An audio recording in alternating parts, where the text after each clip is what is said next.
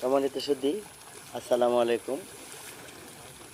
পাঙ্কাশের ঝাঁক দেখেন পুকুরের মধ্যে অনেকগুলো মাছ, দেখতে কত সুন্দর লাগতেছে। এখানে বিভিন্ন প্রকারের মাছ চাষ করা হয়। মাছকে যখন খাবার দেওয়া হয়, খাবারের জন্য মাছ একেবারে পাগল হয়ে গেছে।